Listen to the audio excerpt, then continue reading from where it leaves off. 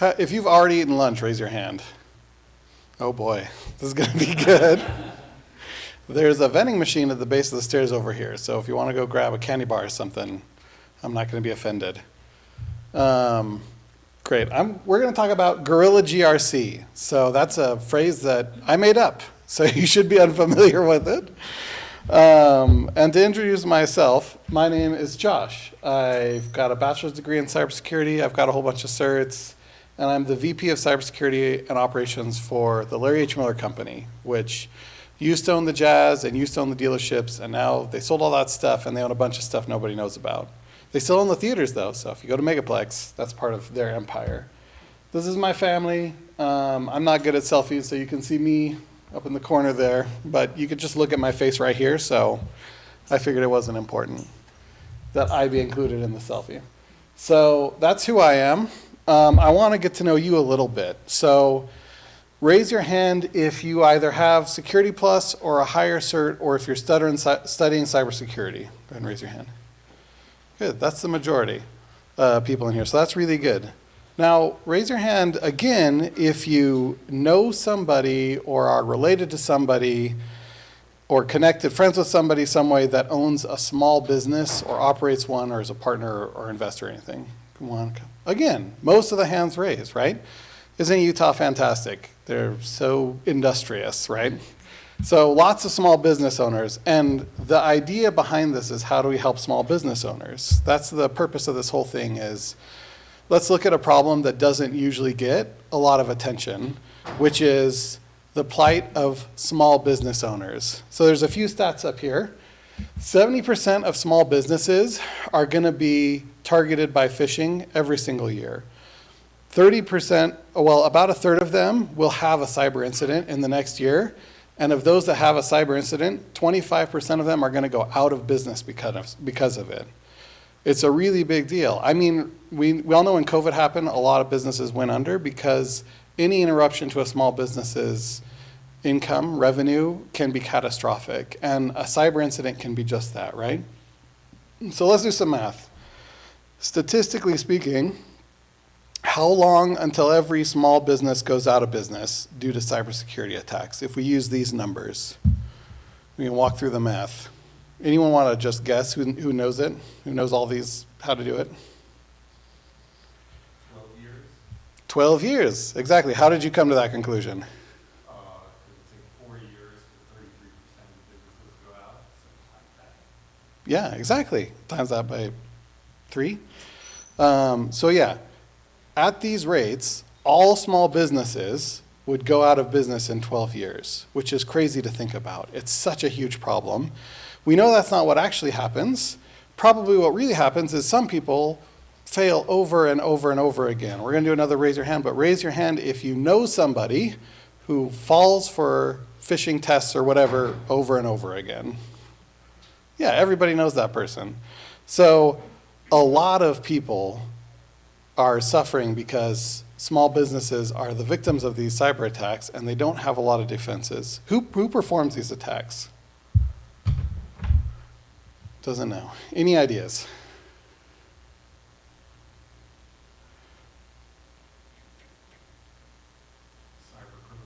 Cyber criminal gangs. That's true. The majority of them are ransomware gangs, right? So, and when they release those files, like the Conti files, they release a bunch of chat logs. What we find is that those gangs are like businesses. They have HR departments, and they have leadership and hierarchy, and people complain about the food in the break room. Like, it's a big deal. These cyber gangs are huge organizations in other countries that target small businesses around here and can cause tons of damage. So the question is, how do we help them? I guess before I get into that, I want to ask another question. Why are small businesses in an especially bad place? Why is it especially hard for them? Why are they targeted so much? Lack of funding, training. Yeah, lack of funding and training for cybersecurity, right? Cybersecurity tools are expensive, and small businesses, like a baker, doesn't have a lot of extra money. So they can't afford to go out and buy CrowdStrike or Rapid7 or SentinelOne or anything like that, right? What they get is the free version of McAfee that expired 6 months ago, and it's not great. So we need to help them, right? Or somebody needs to help them. So the solution to this is Guerrilla GRC, the term that I made up. So there's two parts of it. Guerrilla, which we will talk more about later, is an irregular armed force that fights a stronger force by sabotage and harassment. We're all familiar with guerrilla tactics, right? Guerrilla warfare. But we will talk about that a little more. GRC is one of the three kind of categories of cybersecurity jobs, right? We've got red team and blue team, and then no team at all is GRC. I'm naming them the green team, you can see down here. So I'll refer to them as the green team because I'm really hoping that that catches on. But the green team is governance, risk, and compliance. And the last one is what I want to focus on, compliance. Compliance is really simply making sure that an organization is following the recommendations in a standard. So an organization can be forced to follow a standard for a lot of reasons. They could be regulatory. Do you guys care if I walk over here and point and stuff? Can you still hear me in the back? Yeah. Okay, good. Because I like to walk around. All right, so the standards could be regulatory or legal, like HIPAA, which is for doctors and stuff. They could be contractual, like PCI, which is actually the credit card companies force people that use credit cards to do it. So this is not like a government one. It could be industry expectation. People want you to be SOC 2 compliant to show that you know what you're doing. Or it could be voluntary. You're going to follow something. Your organization is going to follow a standard because you think you'll be more secure if you follow it. So the GRC team comes in with one of these standards, and they do an assessment to determine if you're compliant with them. That's the compliance part of governance, risk, and compliance. But GRC kind of has a bad reputation. Anyone know why that is? What was that? Bureaucrats. Bureaucrats, yes. What else? Following compliance regulations a lot of times feels arbitrary. It feels arbitrary? Yeah. It has nothing to do with what you're actually doing as a business. Yeah. A lot of times it feels like it's outside of what you do. We've heard that a lot. The Millers have a medical company that does care for people that are recovering from surgeries. And whenever we talk about cybersecurity, in our initial conversations after they acquired them, they didn't want to hear about it. They were like, we care about people falling out of beds. We don't care about getting hacked. And we were like, oh, well, just you wait. Compliance can be about checking a box. It can be about bureaucracy. It can be irritating. It really can, especially when it's done poorly. And a lot of time it's done poorly because the compliance officer knows that they're asking stuff that's kind of annoying, and they feel bad to be asking in the first place, and everybody is not enjoying that interaction. It can also be about improving security. Compliance can be genuinely be about making your cybersecurity posture better, right? And when it's done that way, everybody gets a lot more out of it, and fewer people are annoyed with you, although some people are still annoyed with you. So the green team, remember, what's the green team? GRC, the green team, we're going to make this a thing, post about it on Blue Sky. The green team, I'm arguing, are the unsung heroes of cyber. So we've got the red team, which is offensive security. Everybody knows them. They're the cool ones that wear hoodies and hack into stuff. And, you know, when everyone says, I'm going to get in cybersecurity, this is what you're thinking of. There's the blue team, which are the less flashy but still important, you know, stalwart defenders. There's the purple team, which is just guys that were like, I can't decide, red or blue, I'm both, and they made the purple team. And then there's the green team, which, as we already determined, Just making sure it's good. okay, as we already determined, people are irritated about. But the green team is the unsung heroes, and to explain that, I'm going to use the example of basketball. How many people in here play basketball? Raise your hand a little bit. Why do you play basketball? What's your name? Yeah. Tatiana. Why do you play basketball? It's fun? Yeah, that's great. Why do you play basketball? Yeah, it's fun. It's something that my whole family plays. Yeah. What about you, Patch? I have a whole movie dedicated on that called Resball. Resball? Reservation, there's only basketball. It's a cultural thing? That's awesome. So we have a lot of different reasons to play basketball. One that we hear a lot is health as well. Oh, that's funny. Free phone. Okay. So a lot of people play basketball because it's fun, or because they like to play with their friends, because it's cultural, because it's good for their health, right? There is another group of people that play basketball for another reason. Those are professional basketball players. And why do they play basketball? For money, for lots of money, right? It's a big deal to them. So while this court would be good for us to go play basketball on, and we could have fun and we could wear, gym shorts and whatever and play with an old ball, they have state-of-the-art facilities and nutritionists and all kinds of stuff, right? They have giant facilities where they practice and work out, and they spend time learning complicated things like the triangle offense and a pin-down screen and stuff like that, right?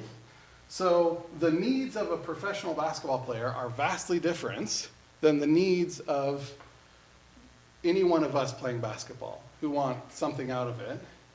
But both of us are playing basketball, right? And we both benefit from it in different ways. Much like that, cybersecurity is a lot like basketball in that everybody benefits from it, but some people need a lot more out of it. So I was chatting with a friend of mine who is on the cybersecurity team at a hospital chain. And their cybersecurity team is 150 people, which is bigger than our entire IT department where I work, right? Significantly bigger. Because the stakes are so high, because if they get hacked, lives are at stake, right? Someone at a bakery who is a small business, maybe they have 3 bakeries. I don't know why I keep talking about bakeries. It's lunchtime, that's why. I'm sorry. I'm just rubbing, I asked who eat lunch, and now I'm just rubbing in that there's food out there. Just so you know, the thing down there is closed on Fridays. So no luck for lunch for anybody. Anyway, so somebody that owns a bakery doesn't need a 150-person staff, right? They need cybersecurity too, but they don't need the same thing that a hospital chain does. So when we look at what the red team does, the bakery doesn't need a red team. They don't even need a blue team because they can't afford one, for one. But if we look at what a green team does, which is demonstrate cybersecurity standards and see if they're doing them, kind of show them what they could do and help them improve it, that's something that even a bakery would benefit from. They would benefit from the green team. Because even without these guys in here, what are some of the most important things you can do to be more secure? Change your passwords. Routers. What else? As an individual. Multi-factor authentication. MFA. That's a perfect one, right? So somebody could come in, and MFA is in every single standard that exists, right? So if someone came in to a bakery and said, do you guys have MFA turned on? And they said, no. And they said, you should do that. That is GRC. That's the green team. That simple little thing, right? It's really crazy to think about. So now let's talk about what guerrilla means. So remember our definition, an irregular armed force that fights a stronger force by sabotage and harassment. Thinking about harassing somebody with a spreadsheet. Yeah. We're going to try and avoid the harassment part, but we may do something. No, I'm just kidding. All right, so let's break it down. An irregular force just means using what you have. We think of guerrilla warfare as a modern thing, but it goes back thousands of years. One of the first records of guerrilla warfare was in China 2,000 years ago when a warlord conscripted a bunch of farmers to fight his battle, right? So an irregular force is just using what you have available. The stronger force, when the opposition is better resourced. Who are the people that are attacking small businesses? Hackers, ransomware gangs. Are they better resourced than a bakery? Probably, almost definitely, because they're getting all that sweet Bitcoin money, right, from their ransoms. And then when we say sabotage and harassment, what we really mean is any way we can, however it makes a difference, regardless of tradition. In textbooks around here, they always show during the Revolutionary War, the redcoats coming in their lines, right? And then the American people were like hiding in trees and shooting at them. And the British were like, that's not how we fight wars. And they were like, it's a war. We'll just do what we do, right? That's kind of the essence of guerrilla warfare, is using whatever force you have when the opposition is better resourced to make a difference, to win battles, right? So Guerrilla GRC is using what is available to help people who are outmatched in whatever way we can. So who are the people that are outmatched? Hmm? Bakeries. Bakeries, yes, thank you. The only small business we care about is bakeries. Guerrilla GRC is now bakery support system. Yeah, bakeries, small businesses. What is available? What resources are there? Or who is available?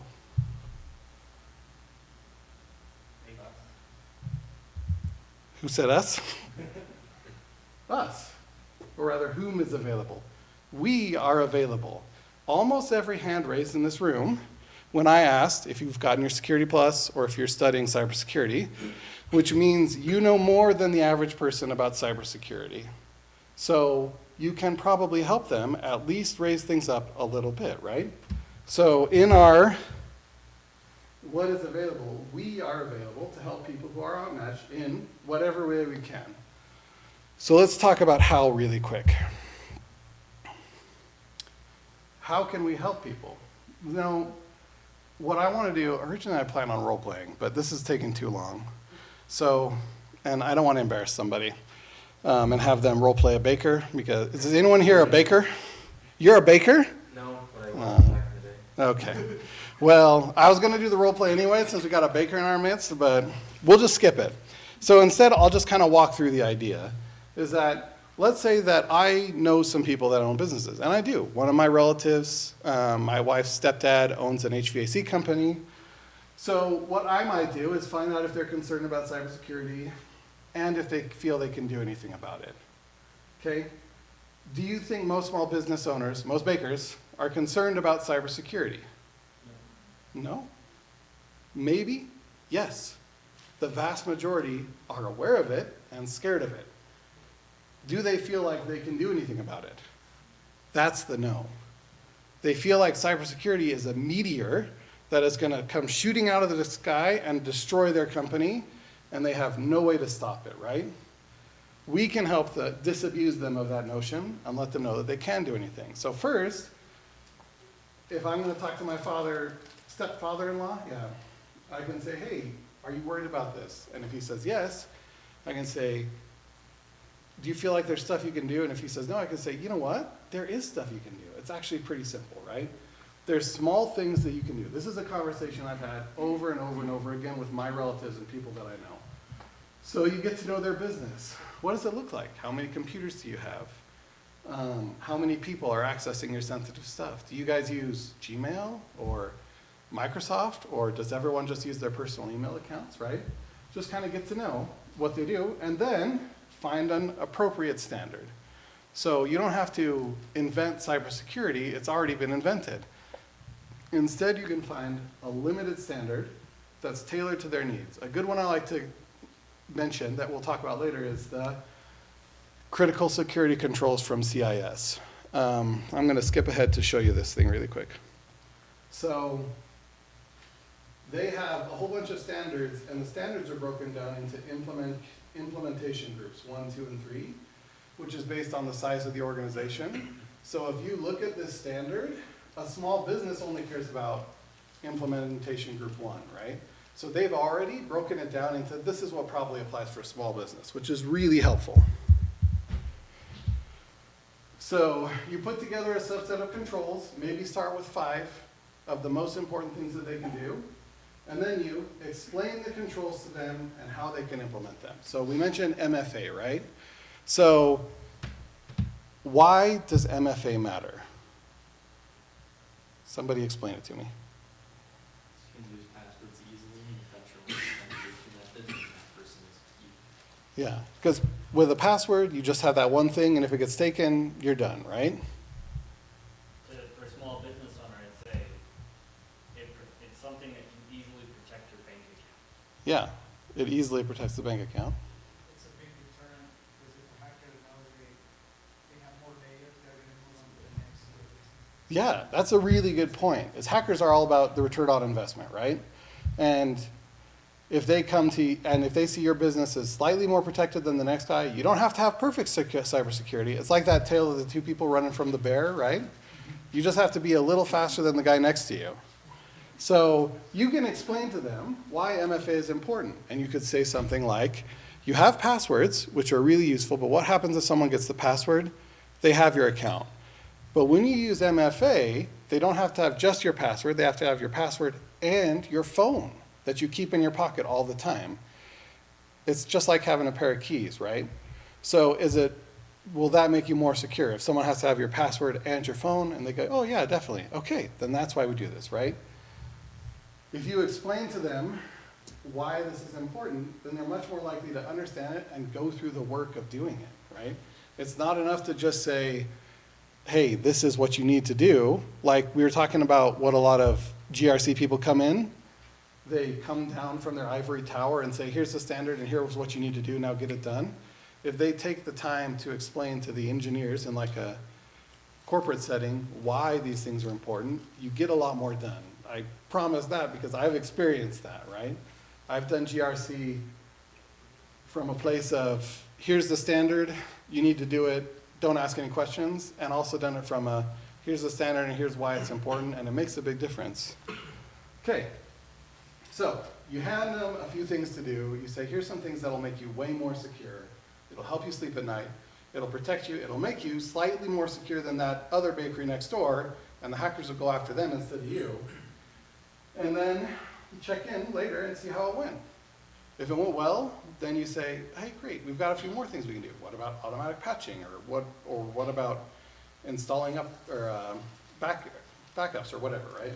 So you start with something simple, you explain it, and then you check in and see how it's coming, right? Those are the basic steps that we would have done if we had time for a role play, but I talk too much. Any questions about this idea? There's a few things that we'll talk about in the next section. So the Guerrilla GRC guiding principles. So here's the main ideas behind this. The GGGP, as they're called, as they're known far and wide. So the main idea behind you reaching out to people you know, maybe even if you just have a Security Plus or whatever, you're not an expert, is that something is better than nothing, because most businesses, most small businesses are at nothing. They don't have any cybersecurity protection whatsoever. If you go to a business and you talk to them and you convince them to just turn on MFA, are they more secure than they were? Yeah, everybody knows, yes, definitely they're more secure than they were. And it didn't take a lot of work.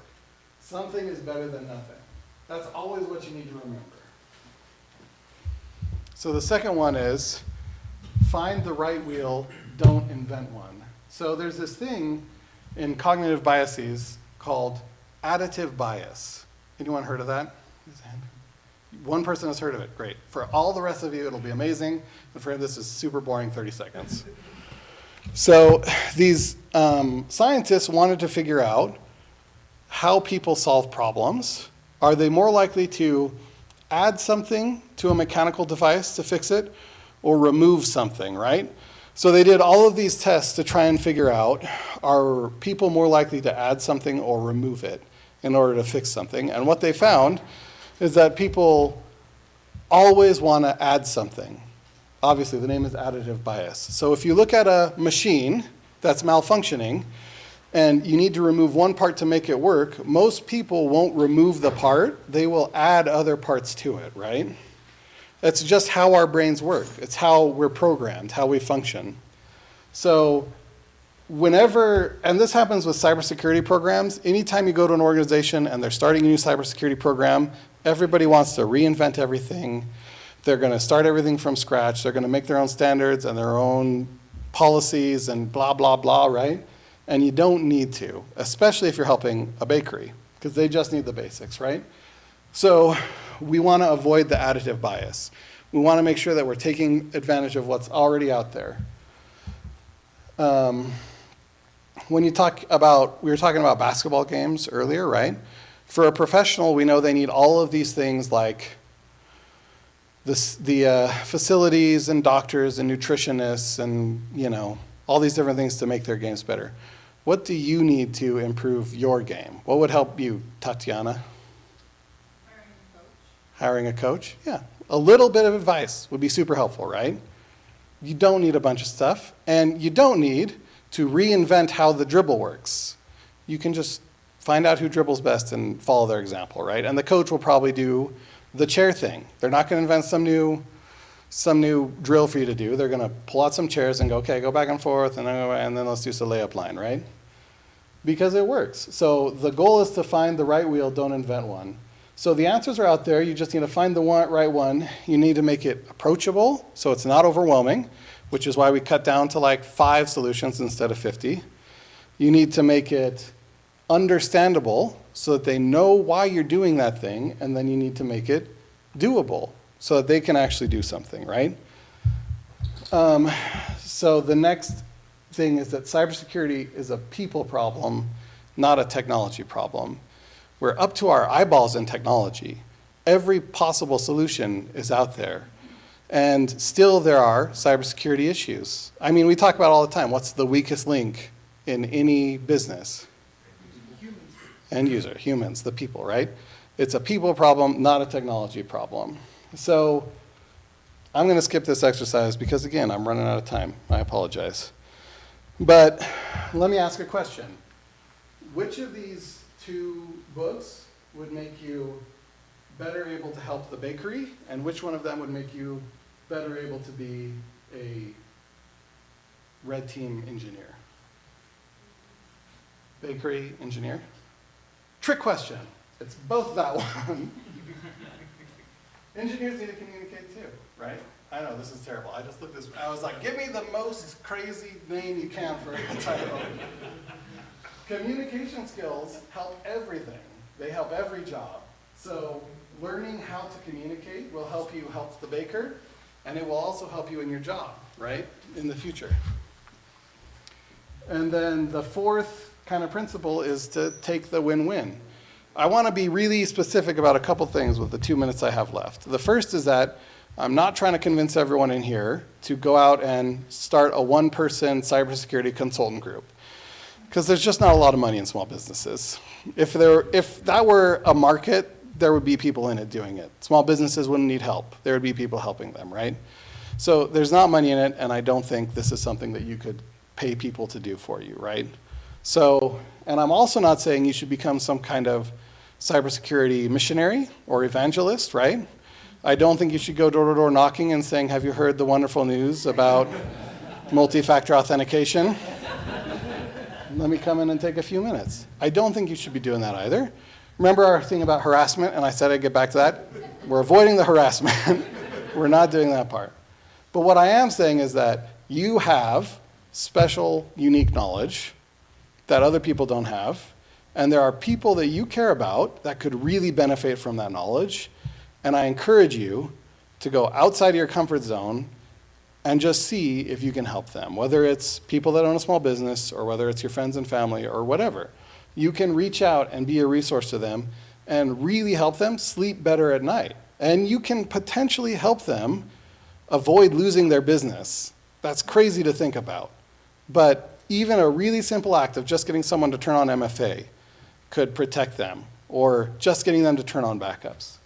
So I'm saying take the win-win. Don't do it. And I had this whole other thing about trying to get into the cybersecurity space. This is valuable experience. Having those reps and going to talk to somebody and help them implement a tool or a program, even if it's on a small scale, is really good experience for someone that's getting into cybersecurity. So it's a good opportunity to do that and build those communication skills.